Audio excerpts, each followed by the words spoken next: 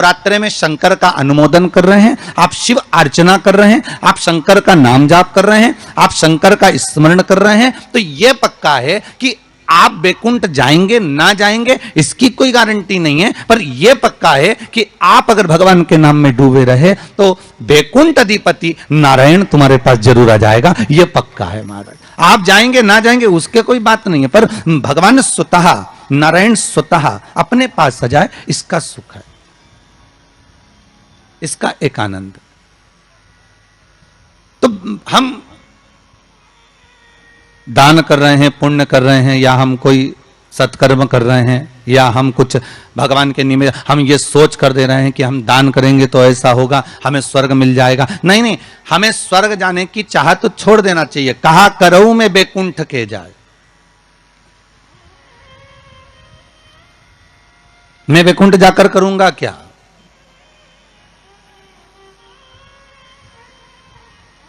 बैकुंठ की चाह इस मन को नहीं होना चाहिए। मन को तो यह चाह होना चाहिए कि मैं भगवान का इतना भजन कर लूं कि बैकुंठ का नाथ, बैकुंठ अधिपति स्वयं नारायण, कैलाश पर रहने वाले मेरे शंकर, द्वारका में रहने वाला मेरा कृष्ण, गौलोक में निवास करने वाला मेरा परमात्मा स्वतः दौड़कर मेरे पास आ जाए।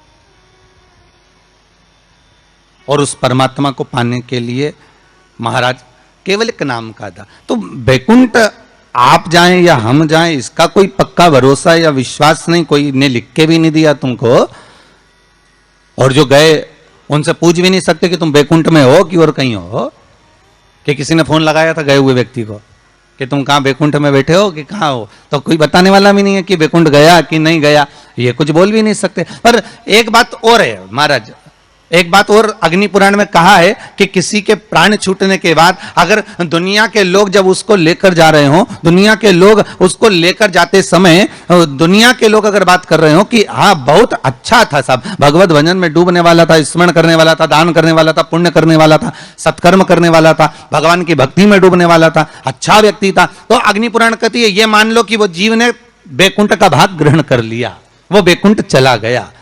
और अगर किसी के जाने के बाद लोग करें अरे हाउरे भैया अच्छा हुआ मर गया, बहुत प्राण खाता था, बहुत तकलीफ देता था, बहुत कष्ट देता था, बहुत परेशान करता था, बहुत दुख देता था, तो समझो कि हाँ भैया वो फिर नरक ही गया होगा, क्योंकि वो दुनिया को भी कष्ट देता है,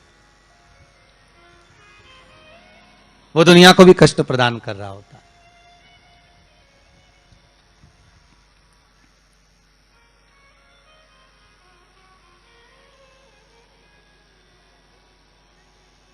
उसकी चित्तवृत्ति में,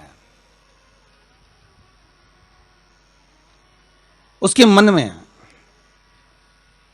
ये आ जाता है कि मैं कहीं ना कहीं किसी ना किसी रूप में बैकुंठ जाना चाहता हूं। तो शिव महापुराण की कथा कर रही है, बैकुंठ का भाग तुम्हारे भाव में नहीं आना चाहिए कि हम बैकुंठ जाएंगे और हम बैकुंठ जाने का प्रयास करेंगे। नहीं नहीं, हमें बैकुंठ नहीं जाना, हमें बैकुंठ अधिपति नारायण को यहां बुलवाना है, हमें भगवान विष्णु को अपने हृदय में, अपनी चित्तवृत्ति में, अपने मन में आमंत्रित करना है।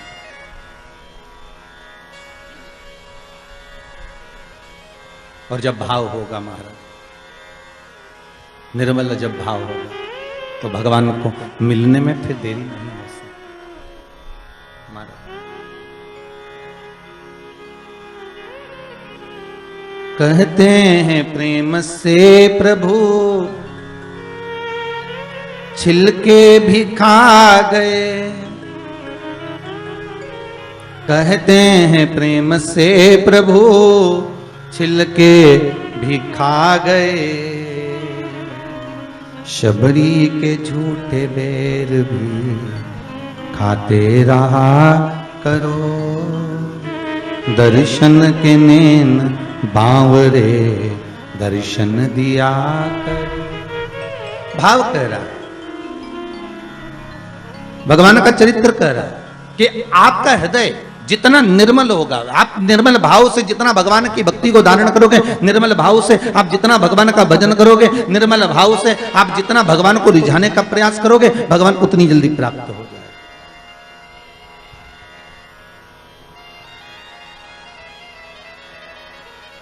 उतनी जल्दी।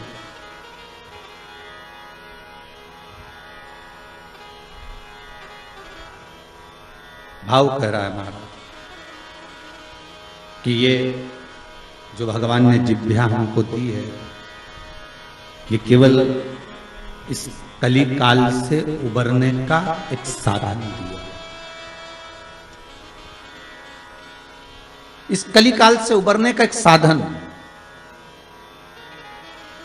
कली काल से निकलने का एक साध्य बनाया है कि केवल कि राम कहो मुख में जीवा है कि नहीं। महाराज ये केवल राम कहने के लिए, शिव कहने के लिए, भगवत स्मरण के लिए, भगवत नाम के लिए ये जिह्वा हमें प्रदान करेंगे। केवल नाम स्मरण के लिए ये जिह्वा हमें दी गई है। और कलिकाल का साधन, कलिकाल का एक आनंद, कलयुग का एक भाव, भगवत स्मरण का एक नाम है। शिव महापुराण की कथा कर रही है कि बैकुंठ जाने का भाव ना हो।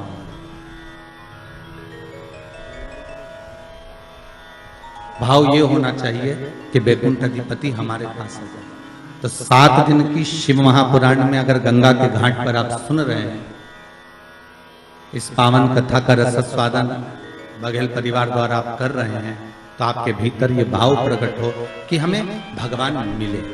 और निवेदन एक जरूर करूंगा कि ये जो कथा हो रही है, इस कथा का आनंद आप जो आस्था टीवी चैनल के माध्यम से ले रहे हैं, आप सबसे निवेदन है इस कथा को आप उस भाव से सुनना कि मेरी गली में, मेरे मोहल्ले में, मेरे क्षेत्र में, मेरे परिवार में, मेरे उस संपूर्ण ब्रह्मांड में इस कथा को जैसे इस पूर्ण तरह से मैं श्रवण कर लूं तो ये कोरोना महामारी समाप्त हो जाए, ऐसी शंकर कृपा कर दे। बाबा से ऐसी विनती कर कर श्रवण कर।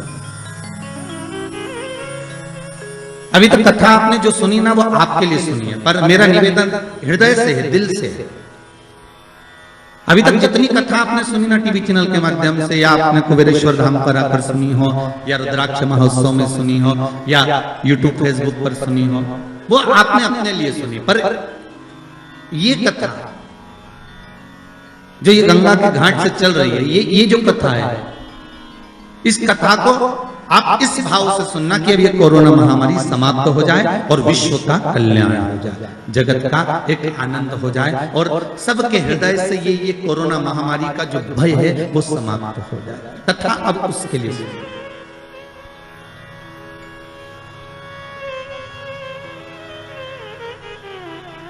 एक बार आद्य शक्ति मां जगत जननी जगदम्बा दुर्गा भवानी भगवान शंकर के पास जाती है और भगवान शिव से मां जगत जननी दुर्गा भवानी ने एक बात कही कि प्रभु सुनिए,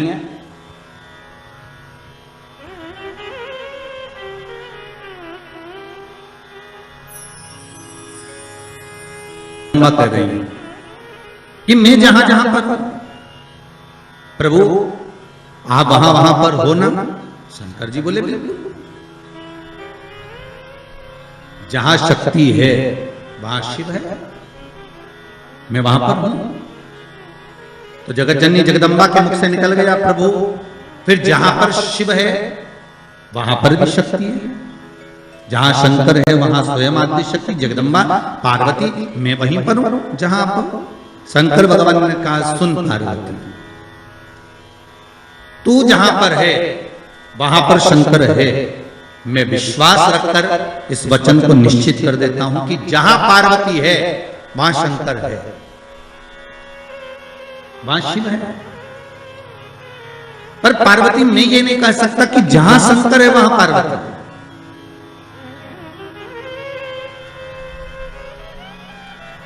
जहां पार्वती है वहां शिव है, ये पक्का है। जहां पार्वती है वहां शंकर है, ये निश्चित है, ये पक्का है। पर जहां शंकर स्वतः है, जहां शिव है, वहां पार्वती हो, ये पक्का है। इसको मैं निश्चित नहीं कर सकता, इसको मैं पक्का नहीं कर सकता। पार्वती जी की आंखों से अश्रु बहने लगा। माता पार्वती के नैन अश्रु बह रहा है, और माता पार्वती के जब नैन अश्रु बह रहे हैं तो भगवान शिव ने पूछा, क्या बात है पार्वती, हुआ क्या? आपकी आंखों में आंसू कैसे आ गए?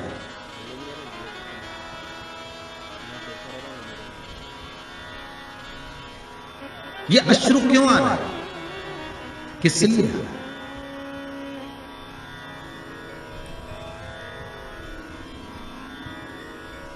आज हमारे यजमान कह रहे थे कि गुरुजी जरा हमारी धर्म पत्नी को समझाना, थोड़ा सा क्रोध कम करो। तो हमने कहा जरा तुम अपनी धर्म पत्नी से बात करवाइए। तो उन्होंने अपनी धर्म पत्नी से बात कराया, तो उनको देखकर लगा कि क्रोध तो करती होंगी, पर यह भी पक्का है कि इनका स्नेह पति के प्रति ज्यादा ही होगा। क्योंकि शिव महापुराण की कथा कहती है कि पार्वती ने शंकर भगवान से 2 वर मांगे थे काशी की भूमि में। पार्वती जी ने शंकर भगवान से 2 वर मांगे थे। पहला वर माता पार्वती ने शिव जी से मांगा था कि पहला वर दीजिए जिस पति पत्नी में झगड़ा हो उसमें प्रेम बहुत बढ़े। तो शंकर भगवान ने कहा तथास्तु। तो उसका एक असर तो आज दिख गया। ठीक है, मतलब जब बात सामने आ जाए तो समझ लो कि मतलब शिव जी ने जो वर दिया था वो गलत नहीं है, कि जहां पर प्रेम बहुत हो, पार्वती जी कह रही हैं कि ऐसा वर दो जहां प्रेम,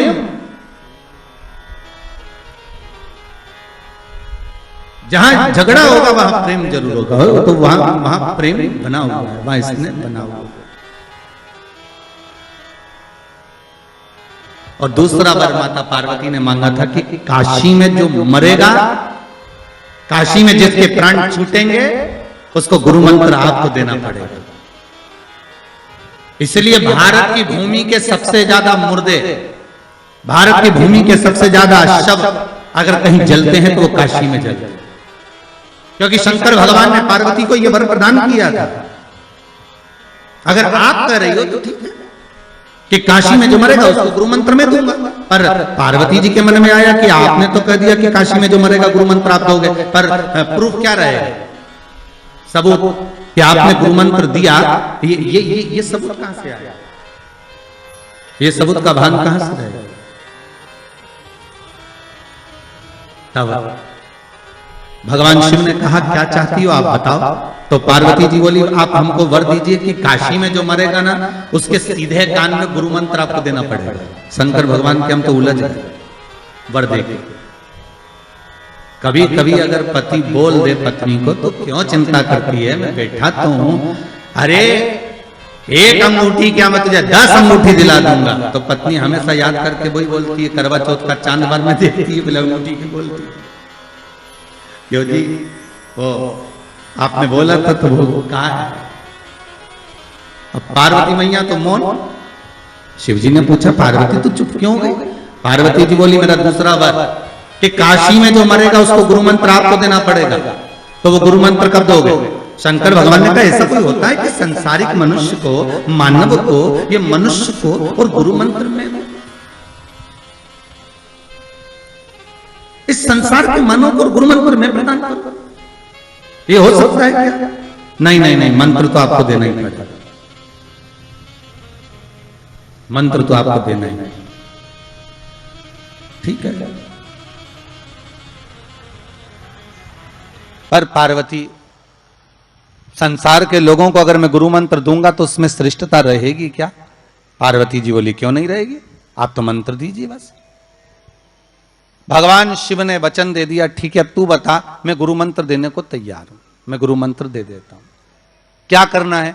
पार्वती जी ने कहा आप एक काम करना, मरने वाले के सीधे कान में गुरु मंत्र दे देना और सीधे कान में गुरु मंत्र देकर और उस कान को बस मोड़ देना। आप मंत्र देना और कान को मोड़ देना,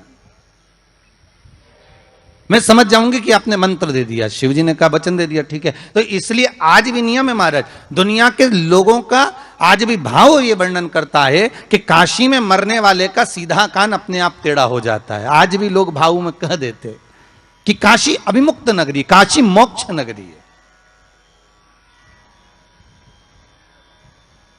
और कितने किस्मत वाले हो भाई आप लोग, हो पंडितारा वालों।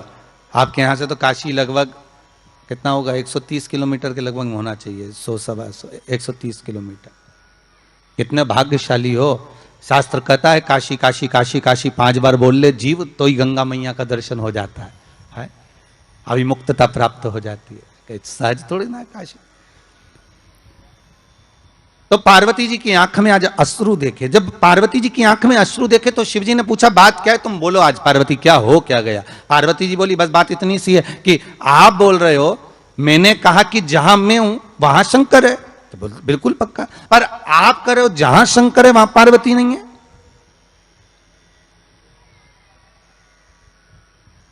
जहां शिव है वहां पार्वती नहीं है। आखिर क्यों, किस लिए? शंकर भगवान कहते हैं ओगढ़दानी त्रिकालदर्शी कैलाशी मेरा शंभो, मेरा शंकर, मेरा ओगढ़दानी, मेरा भूतेश्वर, मेरा भूतनाथ, मेरा त्रिकालदर्शी, मेरा महामृत्युंजय कह रहे हैं। अरे पार्वती तू जानती नहीं है, तू मुझे पहचानती नहीं। कुछ स्थान ऐसे हैं पार्वती जहां पर मुझे तेरे बिना भी रहना पड़ता है।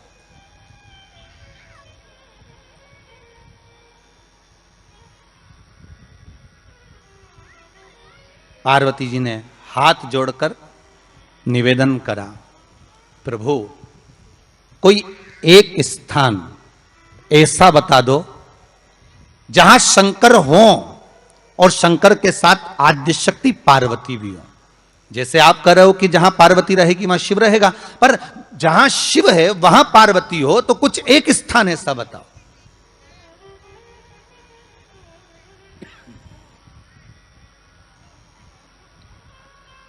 वो स्थान हमको दे दीजिए। शंकर भगवान ने कहा वो स्थान है कुंभ, कलश। कौन सा स्थान? जम के बोलिए। कलश। कलश देखा है आप लोगों ने? कुंभ कलश। उस कलश में हे पार्वती जहां शंकर है वहां तू भी विराजमान होगी, और केवल एक रूप में नहीं, सारी विद्याओं के रूप में तू उसमें संजू रहेगी। केवल एक कलश। आज नया संवत्सर है, नूतन वर्ष है। पूरे भारत की भूमि पर और मेरे भारत के जो मानव है जहां जहां निवास कर रहे हैं, विदेश में भी, पूरी भारत की भूमि पर आज के दिन लोग देवी जी की स्थापना करते हैं। तो क्या स्थापना में क्या रखते हैं? कलश रखते हैं ना। तो कलश किस लिए रखा जाता है? कलश का क्रम क्या है? अपन ने अभी तक कथाओं में बहुत सुना, शिव महापुराण में, कि दिए का महत्व क्या है। अपन ने सुना दही का महत्व क्या है, जल का महत्व क्या है। पूरी शिव महापुराण में अपने अलग अलग महत्व को जाना है। पर यह नवरात्रे में जो शिव महापुराण की कथा शुरू हो रही है, नवरात्रे में जो शिव महापुराण की कथा को हम श्रवण करने के लिए बैठे हैं, इसमें हमारा एक संशय और मिटना चाहिए कि भारत की भूमि पर जब मां आद्य शक्ति की स्थापना होती है, मां जगतजननी को जब विराजमान किया जाता है, या चैत्र नवरात्रे में, शरदीय नवरात्रे में, आषाढ़ी नवरात्रे में, आदिकादिक पौष नवरात्रे में हम शंकर की, हम जगतजननी जगदम्बा की जब स्थापना करते हैं, या हम नूतन घर का प्रवेश करते हैं, या गणेश जी की स्थापना करते हैं, या कोई दुकान को प्रवेश करते हैं, या कोई शुभ कार्य करने के लिए अग्रण्य होते हैं, तो हम कलश की स्थापना क्यों करते हैं? आज शिव महापुराण में शुरुआत में अपन शिव और पार्वती की यही संवाद को लेकर चलते हैं।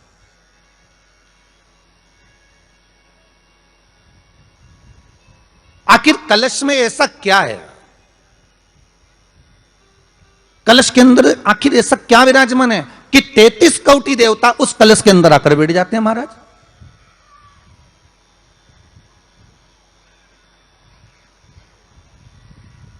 आप कोई यज्ञ करने जा रहे हो, आप कोई पोथी पुराण करने जा रहे हो, आप कोई अच्छा कार्य करने जा रहे हो, तो ब्राह्मण देवता कह देते कलश की स्थापना होगी, कलश की शोभा यात्रा निकलेगी, कलश यात्रा निकलेगी, कलश विराजमान होगा। और आज हर की पौड़ी पर, प्रयागराज में, या उज्जैनी में, नासिक में जो बड़े बड़े कुंभ के मेले होते, कुंभ का मतलब भी तो कलश से होता, उसकी महत्वता क्यों है? उस कुंभ की, उस घड़े की महत्वता कहां से प्रकट हो गई? शिव महापुराण की कथा कहती है महाराज, भगवान ओघड़दानी शंकर स्वयं आद्य शक्ति जगदम्बा से कहते हैं कि जगदम्बा तू क्या चाहती है बोल। तो जगतजननी जगदम्बा कहती है कि जहां मैं हूं वहां शंकर है, ये आपने कह दिया, पर जहां शंकर है वहां पार्वती का होना जरूरी है। उसके लिए सिद्ध करने के लिए एक स्थान ऐसा बनाया जाए जहां पर शंकर विराजमान है और शंकर के साथ पार्वती विराजमान है। तो शिव जी ने कहा पार्वती उसके लिए मैं तुझे एक सुंदर कलश का निर्माण कर देता हूं।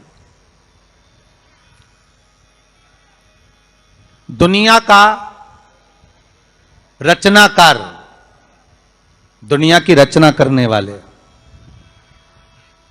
महाराज, संपूर्ण ब्रह्मांड की रचना करने वाले, जिनको भगवान शिव ने स्वयं ब्रह्मदेव से कहा है कि ब्रह्मा जी तुम सृष्टि खंड को आगे बढ़ाइए, सृष्टि की रचना करिए। और आज ही के दिन, यही चैत्रीय प्रतिपदा के दिन,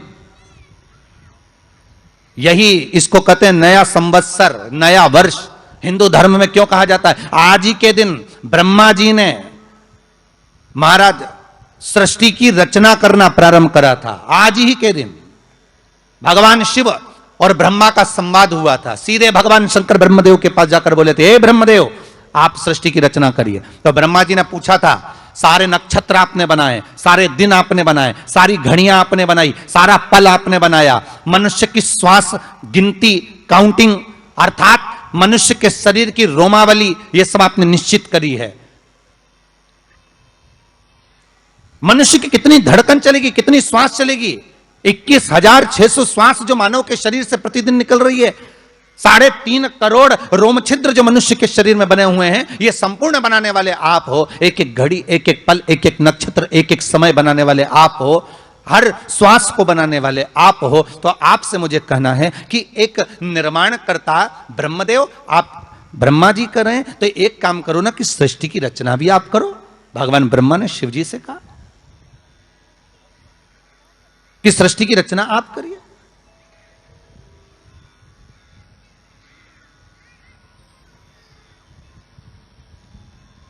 महाराज भगवान ओघड़दानी त्रिकालदर्शी शंभु कहते हैं, मेरा कैलाशी मेरा शिव कहता है, नहीं नहीं नहीं, ब्रह्मदेव सृष्टि की रचना करने को तो हम कर दें, मना नहीं है, पर भगवान विष्णु की नाभि से आप प्रकट हुए हो। भगवान शेषनाग की सैया पर शयन कर रहे हैं, और भगवान जब शेषनाग की सैया पर शयन कर रहे हैं, उस शेषनाग की सैया से सोते हुए भगवान ने अपने नाभि कोश से आपको प्रकट करा है कमल के पुष्प के ऊपर। और आप भगवान की अंतः नाभि में, ब्रह्मदेव ना जाने हजारों वर्ष तक आप नाभि में प्रवेश करते गए, हजारों वर्ष तक आप नाभि के अंदर जाकर साधना करते रहे, और साधना करने के बाद भी आपको यह पता ना चल पाया कि आपका प्रागट्य बिंदु क्या रहा। ब्रह्मदेव सृष्टि की रचना आप करिए।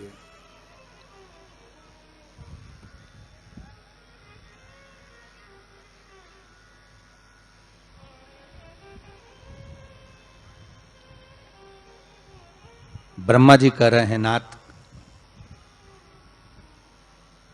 इस सारे ब्रह्मांड को रचना करना है, कर दूंगा, मना नहीं है, पर रचना करता भगवान ब्रह्मा जी कहते हैं कि मैं संसार को एकाग्रित करूं, उससे पहले 33 कोटि देवताओं को मुझे एकाग्रित करना है, और सारे 33 कोटि देवता एक जगह पर आकर विराजमान हो जाएं, ऐसी कोई व्यवस्था करना है। शंकर भगवान ने कहा बनाओ ब्रह्मदेव, तुम निर्माण करो। ब्रह्मा, शास्त्र कहता है कि भगवान शिव स्वतः, शंकर तो शंकर है, भगवान शंकर ने एक मट्टी का सुंदर सा भाग ढेला एकत्रित करा, उस ढेले से भगवान ने एक सुंदर कुंभ का निर्माण करा, एक सुंदर कलश का निर्माण करा।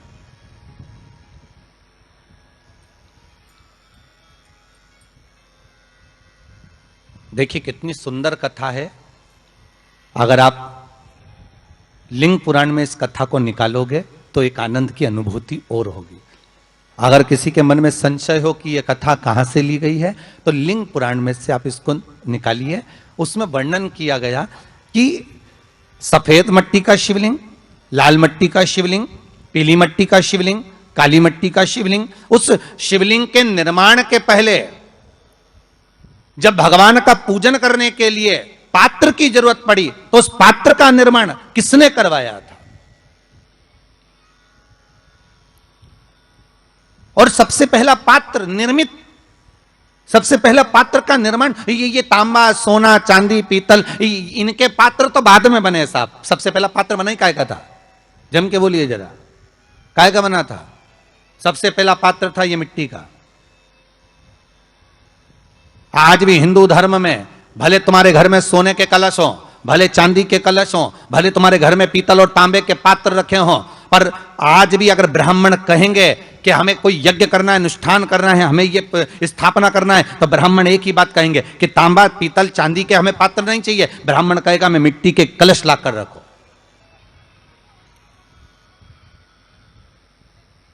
हमें मिट्टी के कलश चाहिए।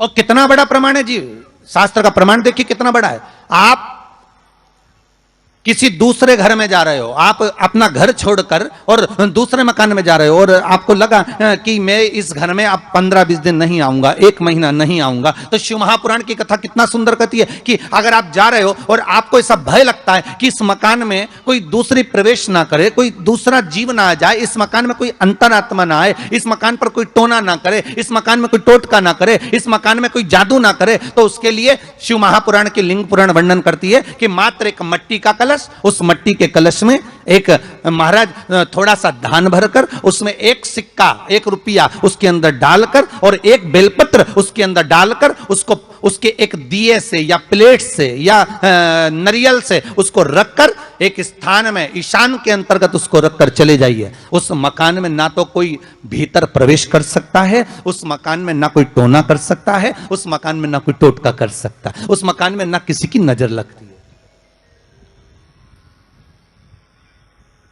और वो पात्र कोई दूसरा नहीं होना, वो पात्र होना चाहिए मट्टी का कलश। मट्टी के कलश की बड़ी महत्वता हमारी।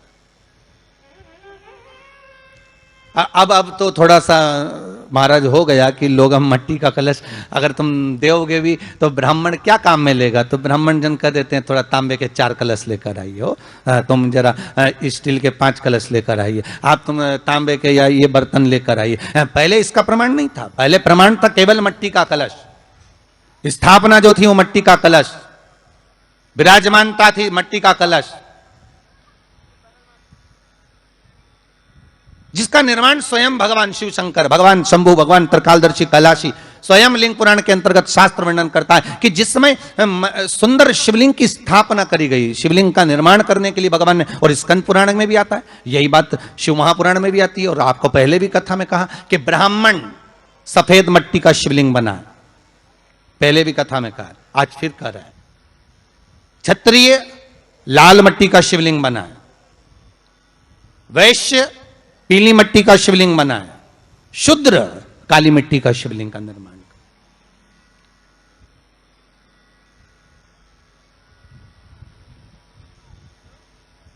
काली मट्टी का शिवलिंग का निर्माण कर।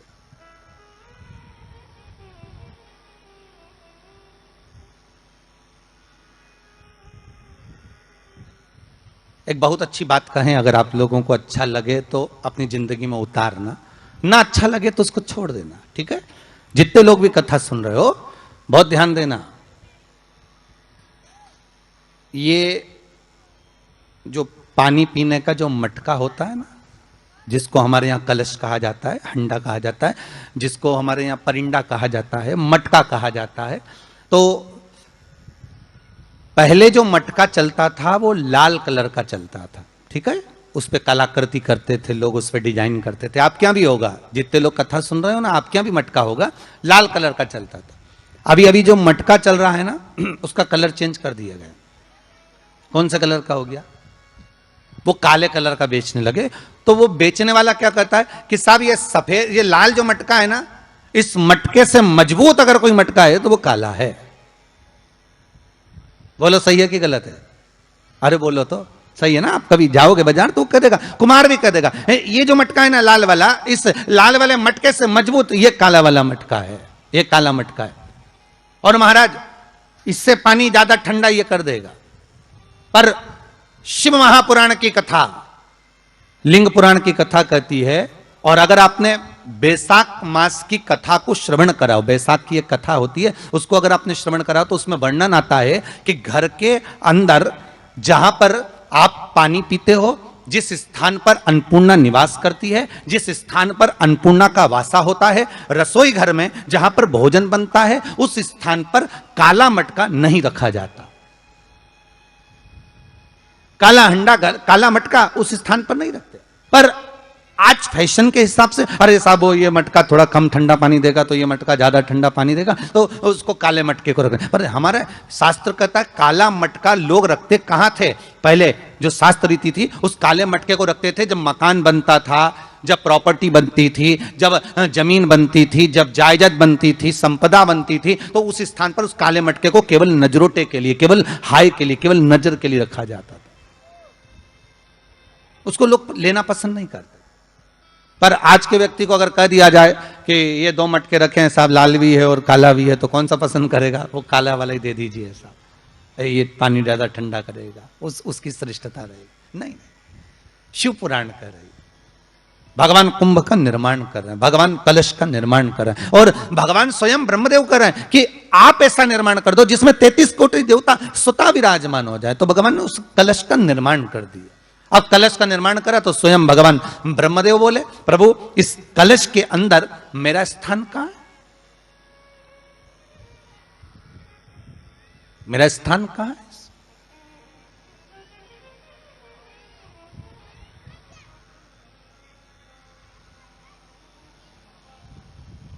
बहुत ध्यान देना महाराज, कलश का जो मुख होता है, उस मुख पर भगवान विष्णु का स्थान होता है। किसका स्थान है? भगवान विष्णु का। थोड़ा सा नीचे आओगे, जहां से कलश का मुख दबा हुआ होता है, वह जगह भगवान स्वयं शिव की होती है। किसकी जगह है? भगवान शंकर की। कलश का अग्रभाग, नीचे का भाग जहां से फैला हुआ होता है, वहां ब्रह्मा का आधिपत्य स्थापित होता है। फिर कलश का जो नीचे का भाग होता है, वो भगवान शिव और शक्ति का स्थान होता है। कलश के बाहरी भाग में, जहां पर बाहर का हिस्सा होता है, उस कलश के बाहरी भाग में 33 कोटि देवताओं को भगवान शंकर ने लाकर विराजमान किया होता है। महाराज भगवान शंकर 33 कोटि देवताओं को निमंत्रण देकर उस कलश में विराजमान कर दिया।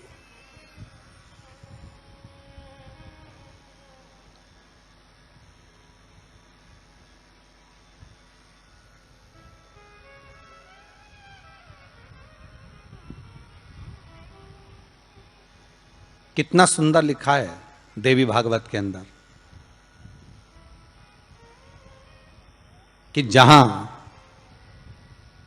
जगह पर किसी देवताओं को बुलाने की जरूरत नहीं होती, 33 कोटि देवता उस जगह पर स्वतः विराजमान हो जाते स्वयं।